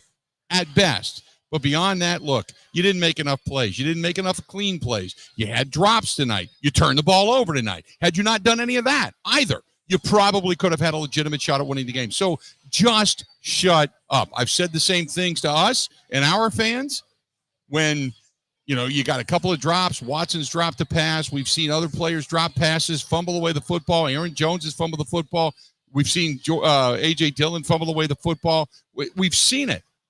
It's just shut up. You didn't make enough plays to win tonight. You didn't put yourself in position making enough plays tonight to win the game or at least tie the game. So when it comes down to a pass interference call and you and ESPN and Chris Collinsworth and everybody else wants to complain about that call and how much that cost them, then go back through the game, break down the tape, and look at every certain instance in which a play was not made or a call was not called that could have then changed and dictated the outcome of that game somewhere along the way. It usually comes out in the wash. So if you're complaining about that, you don't have much to hang your hat on. Period. You really wanted to win the game when the Packers came in the opening drive and they shoved it right down your throat to the point that it was hanging out of your colon. You should have stopped them then. Oh, by the way, you might have won the game. Right? So it is what it is. So a lot of people jumping into the live stream, complaining about the calls and talking about, ESPN and this and that. And, Packers won the game, period, end of story. It goes down as a W in the column and it's over with. Done. Nobody's going to replay the game because you're going to complain about the calls. 877-867-1670, 877-867-1670. If you want to give us a shout, please feel free. Go ahead and do so. Let's go to Jeff listening to us in Racine. Jeff, how you doing tonight, man? What's happening? I'm doing great. How are you doing, Bill? I am doing extremely well. Having a good time tonight. Good. I have 2 things. My first thing is Joe Barry. Early in the season, gave up a lot of yards, as we know, and everybody's on the wagon with him. Like, hey, fire Joe Barry. But it seems like he is in tune with everything right now. It seems like it. I think the other thing you know what? Let me stop you for 1 second. I think guys are getting what he wants to do, but make no mistake about it, he's gotten more aggressive. Because he's bringing pressure off the edge. Now, I still don't like he did tonight on 3rd down, only rushing 3 and basically playing a soft cover zone. And I hate that. That's basically conceding yardage. Stick with what got you there. Keep punching. You know what I mean? But I will agree with you. I like the fact that the guys are kind of getting what's going on. Yeah, they're being more aggressive, it seems like, right now. And that's what we need. The second thing is Watson, Aaron Jones, being injured, and other players, conditioning coach. I'll leave it with you on that, on your thoughts. Yeah. I question that a lot. I really do. Well, I appreciate the phone call. It's funny because when you have the same staff that's basically been here, the strength and conditioning guys that have basically been here, and you get 1 year where everybody's completely healthy, and then the next year where somebody gets a tweak early. Here's the thing with hamstrings. Christian Watson, Aaron Jones, ankles, and so Aaron Jones has always been prone to an ankle injury along the way, somewhere, here or there. But when you get a hamstring, it is so tough to make sure that thing's 100%. Usually it's a nagging injury for an entire season. Clay Matthews used to go through this every year. We talked about strength and conditioning. Some guys are just prone to it. But when you get one, if you don't allow it to fully heal, and it's really hard to be perfectly honest with you, it's really hard to let one of those things perfectly heal because you play football. It's not like you go back to just walking and then you don't do much and then you got 3 or 4 months, you just let it kind of rest and then you start working out again. These guys are basically getting therapy all the time and then getting that thing to where they think it's healthy, and then all of a sudden you're back out and playing, and then it's not like you're taking groceries in the house. You're trying to move 300-pound grown men in one direction, or you're cutting really fast, juking really hard. So I get it. It's tough. I don't know if I'm going to go into the strength and conditioning area, but it is a shame. But I will say this also. It's given some guys opportunities. And who's made the most of their opportunity? A.J. Dillon. There's a lot. Me included, thought this guy just doesn't run hard. He can't pick up first downs. He's the guy that's supposed to be the sledgehammer. Aaron Jones is supposed to be, juke like a water bug and get all over the field when you've got the first down call, when you need it at 3rd and short and you need to pick one up. He's supposed to be the hammer to come in and get you the 2 yards, and he wasn't doing that. All of a sudden now he's running that way. He's running that hard. And we're seeing that, and you're appreciating that. If you would have watched that tonight and said, man, he's running the ball great, and then you look at it and go, wait a minute, A.J. Dillon, he only came up with 70-something yards tonight, 73 yards, 18 carries. That's it. You would have thought that he ground out about 100 yards, but he didn't. But he picked up first downs along the way. He was picking up 4 yards on average per carry. A couple of them a little bit bigger. He had a 10-yard run tonight. Couple of them a little bit smaller, but even on the small ones for a couple of yards, he's picking up a first down. So it seemed like a bigger night yardage-wise, but he still was key, and he's actually expanded upon his role to say, hey, I'm the only guy here to tote the rock right now. And he's running with a reckless abandon. I like the fact that he has gotten his body lower. That spin move, that kind of spin fall move is falling forward for an extra yard or two. I like that. I like watching him run now. He's running with a different tenacity to it, with lower pad level and keeping that center of gravity moving forward rather than standing straight up. I really like what he's doing. 877-867-1670. We are sitting here right now at Burkle's, 1 block over. Packers get a win tonight. They're back to 6-6. Stay right where you're at. Hey, coming up here in about 10 minutes, we got Mike Clemens going to be joining us from over inside the locker room as well. So don't go anywhere. We're going all the way up until the bewitching hour of midnight. Packers get a win. Knock off the defending champion Kansas City Chiefs. Stay tuned. More right after this. This is the Green and Gold Postgame Show on the Wisconsin Sports Zone Radio Network.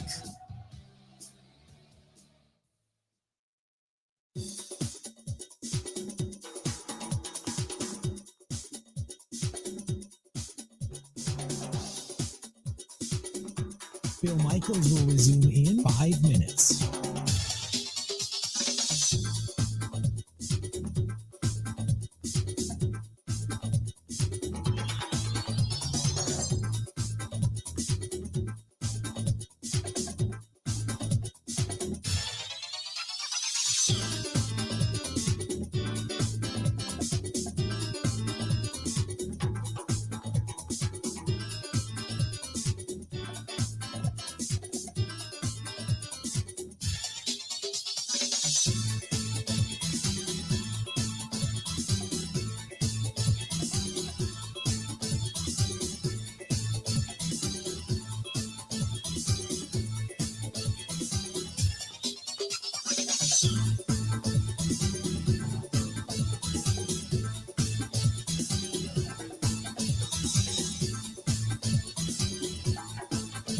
Bill Michaels will resume in 4 minutes.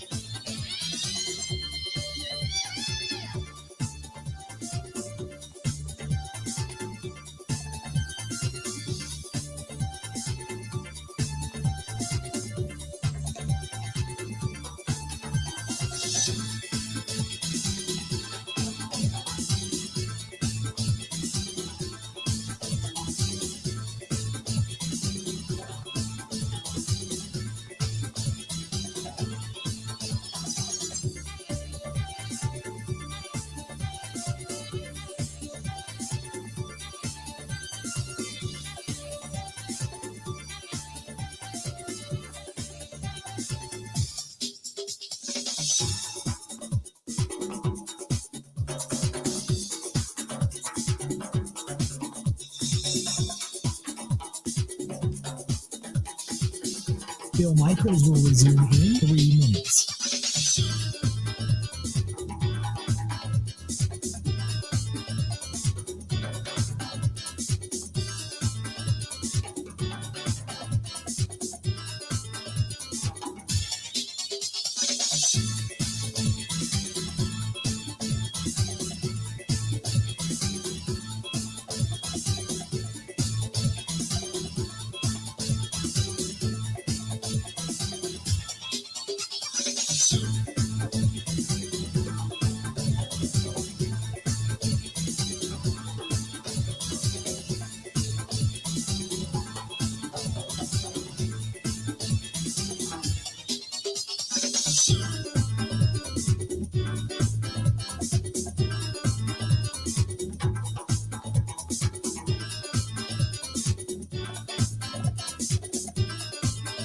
Bill Michaels will resume in 2 minutes.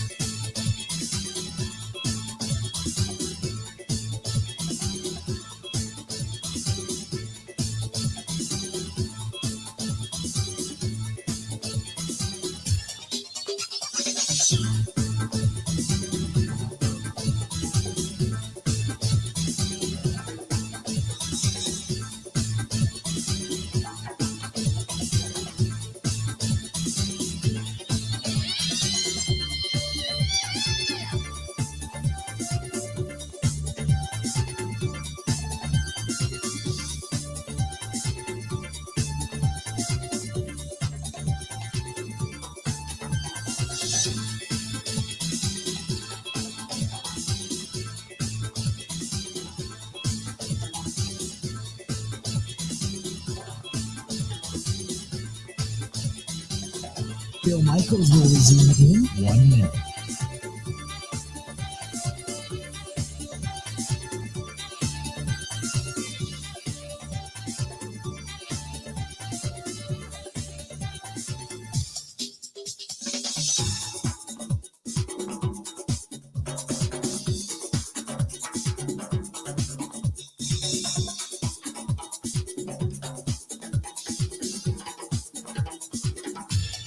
Bill Michaels will resume in 30 seconds.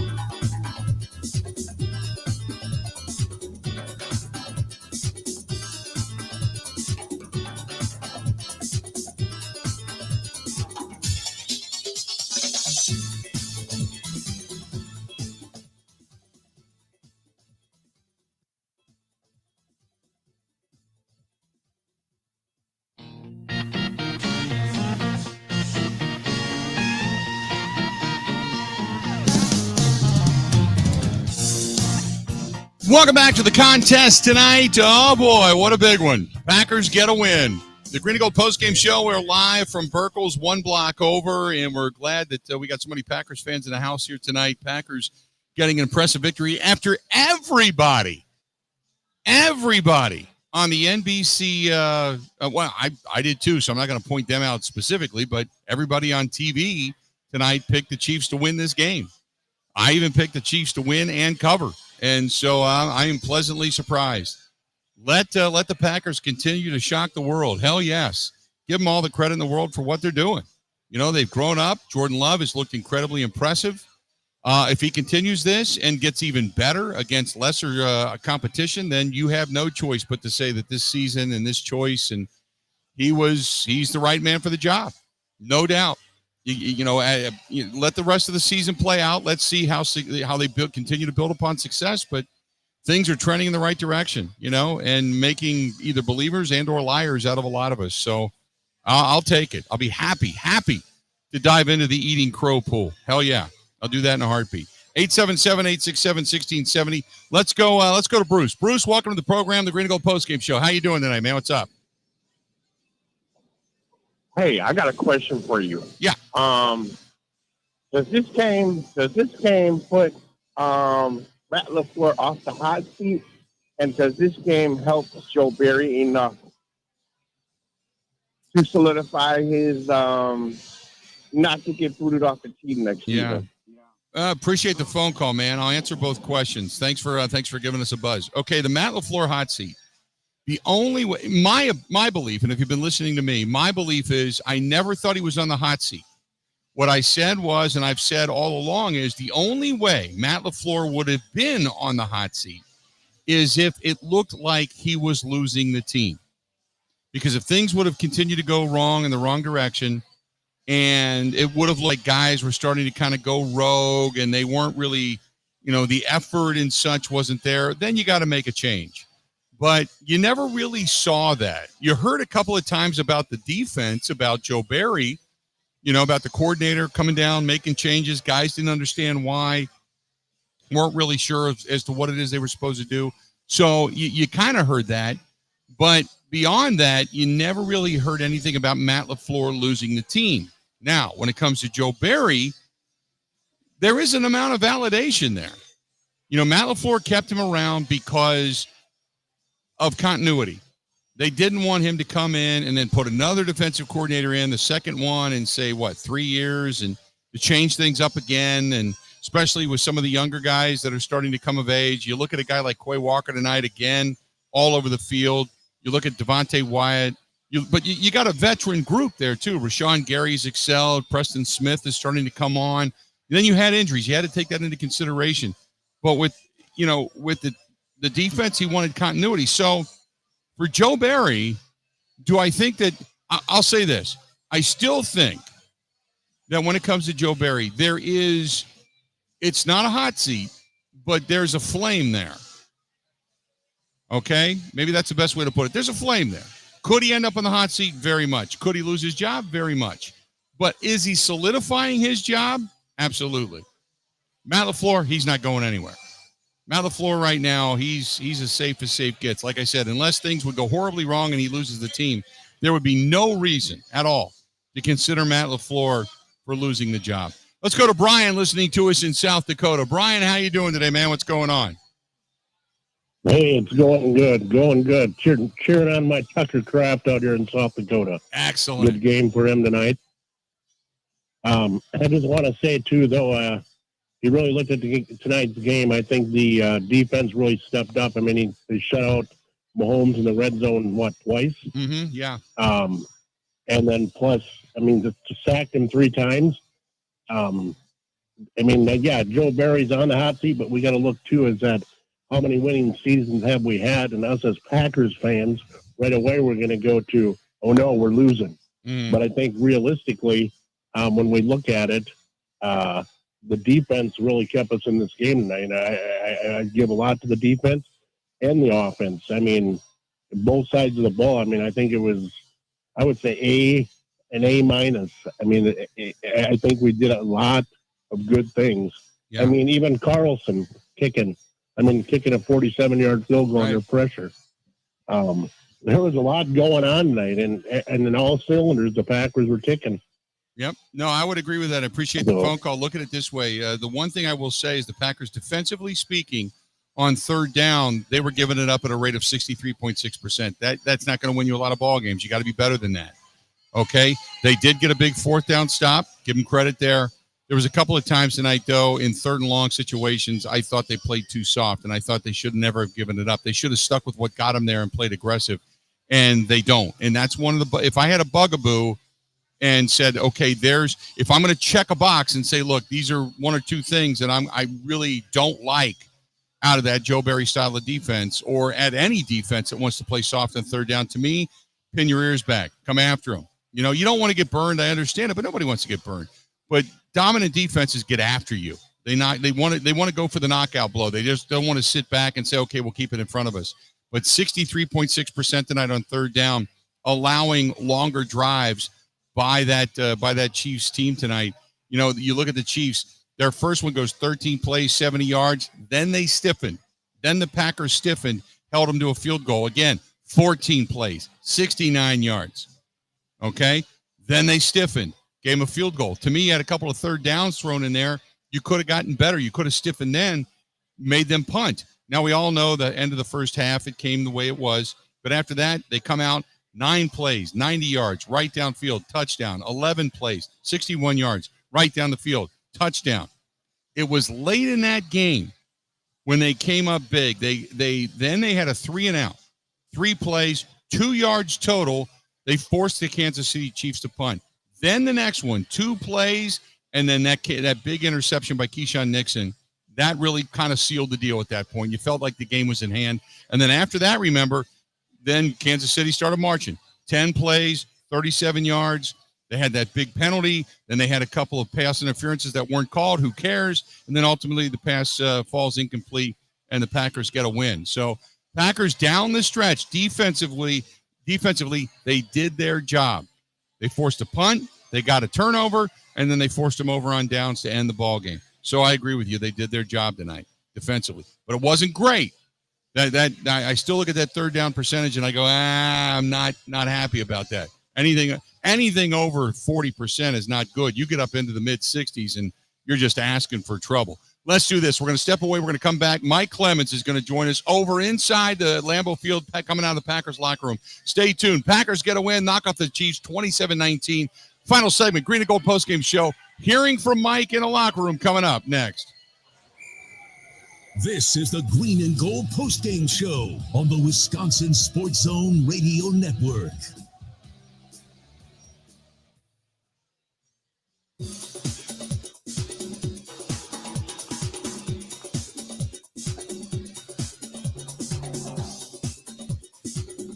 Bill Michaels will resume in 3 minutes.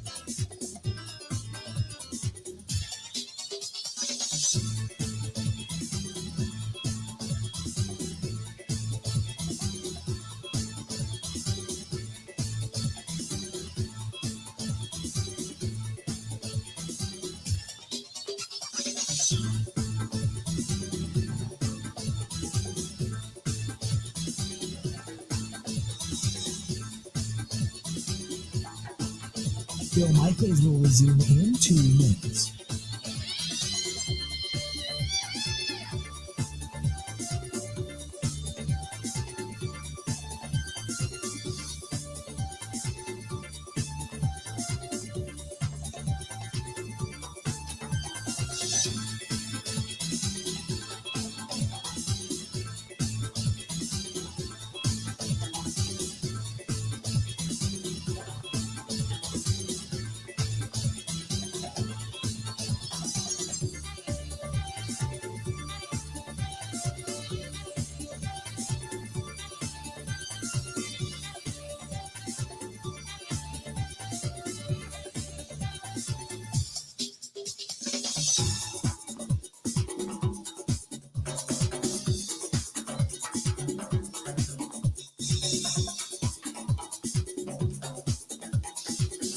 Bill Michaels will resume in 1 minute.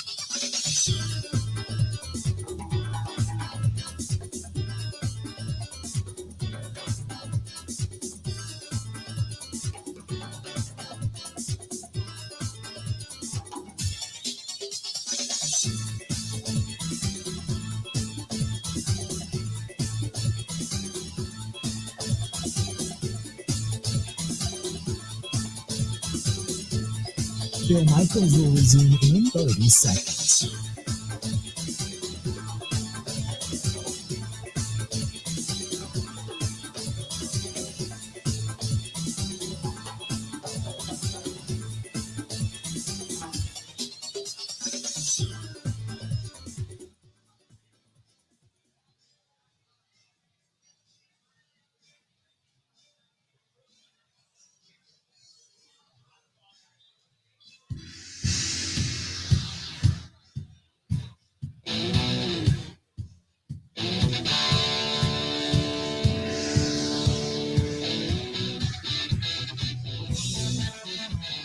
Welcome back to the program. Packers get a win. They knock off the Kansas City Chiefs, the defending champs.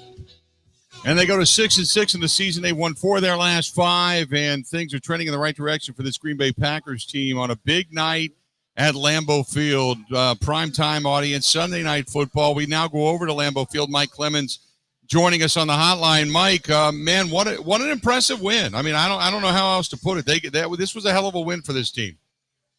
Yeah, one of the things I liked about this game, Bill, is you get in the red zone and you're throwing touchdowns to Ben Sims. Right. Yeah, you're throwing to Ben Sims. You know, not to Tucker Kraft, who's had to take over for Musgrave at tight end, but to Ben Sims, wide open. Or later in the game, you're into the flow, and it's not A.J. Dillon who's getting the ball on the sidelines. You've got a specially designed play with this huge hole off right tackle, and Patrick Taylor ends up getting the longest gain of his career, like 19 yards. I mean, you could see LaFleur using, different things on the depth chart. And so he was, asked after the game, as a matter of fact, so what's going on with your offense now? How's it improved? Is it you're getting the pass protection right? Is the receiver timing right? And does this let Jordan Love back there and scramble and then, make unscripted plays? Certainly there's a trust, that our quarterback's going to make the right decisions. I mean, it really takes every room to make some of those plays, being a little bit more aggressive. I think that's what you're trying to get at, being a little bit more aggressive with some of the calls, but just making sure that we get the protection that's needed. Guys in the receiver room and tight end room are making plays in the passing game. The protection, like I mentioned, has been pretty solid. And then ultimately it comes down to the quarterback making the right decision. And it does, Mike. I mean, look, I don't know what flipped 3 or 4 weeks ago, but we talked about it, how Jordan Love just all of a sudden seemed comfortable. I don't know how else to put it, but he just seems comfortable right now. Like he's got full grasp of this offense. And Jordan was asked then, so you as a quarterback to scramble around, plant your feet, relax, go through, your different targets and deliver, darts like you were delivering. What's been the biggest difference for you in, say, the past month? Understanding where I need to go with the ball. I think the O-line is doing a great job just being able to pick this stuff up. It's not easy when they're bringing the all-outs and these blitzes, things like that.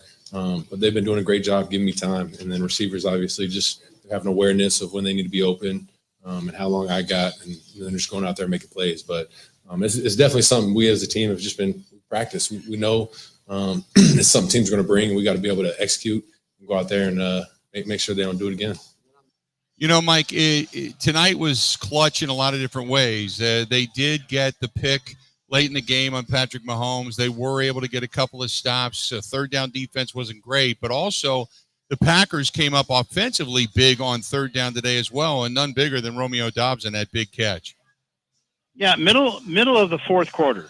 You're only up by a field goal against Patrick Mahomes and the Kansas City Chiefs. It's your home turf.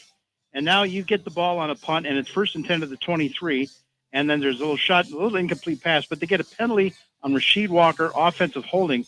Now you're way back, 2nd and 16. It seemed, again, every time the Packers started getting penalties and they came in and later in the game, it really got their rhythm off. Just one little penalty could get – so now you got a get-back situation. What was it? I think it was 2nd and 16 at the 17, but you're deep in your own territory, and you do not want to get a pick there and get the ball over. And instead, Jordan is back there, and he's rolling around, and he throws this ball to the 44 to Romeo Doubs, and got a first down, and they got out of their own territory. They ended up rolling down and added another 3 points. And I asked Doubs about that play.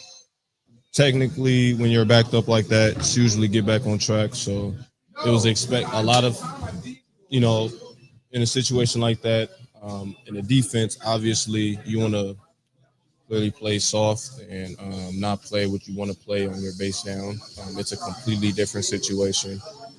And, it was a great call by coach, great ball by Jordan, and I was able to come down with that football and just convert and get a first down.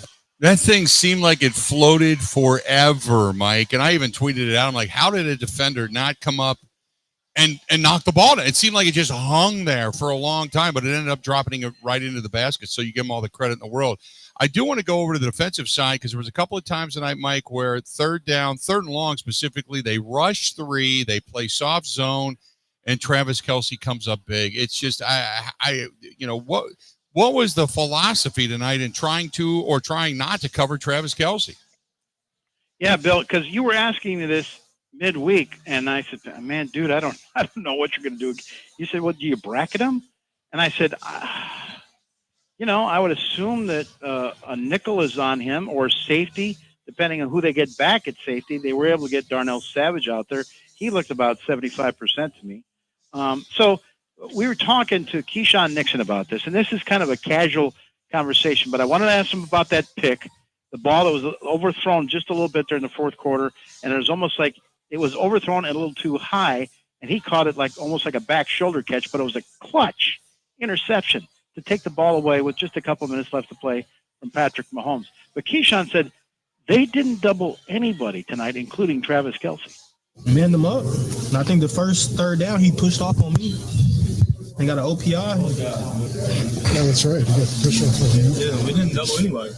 Why? Because they have other guys that can hurt you too. No, what are we doubling one person for? And we're good at defense just like they're good on offense.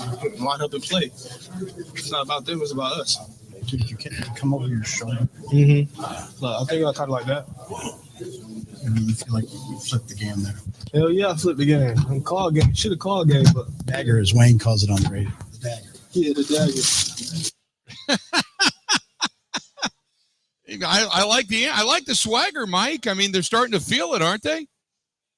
Yeah. Well, what I love about talking to Keyshawn is it's not exactly necessarily broadcast ready, but you're just talking. Yeah. He talks the same way. When the mics and cameras are on, is off. It's but you get a lot of good information out of it. Right. And so then the other thing is, okay, you're down by a field goal. You're down by 5-6 points or something. You're Patrick Mahomes, and it's pretty good conditions.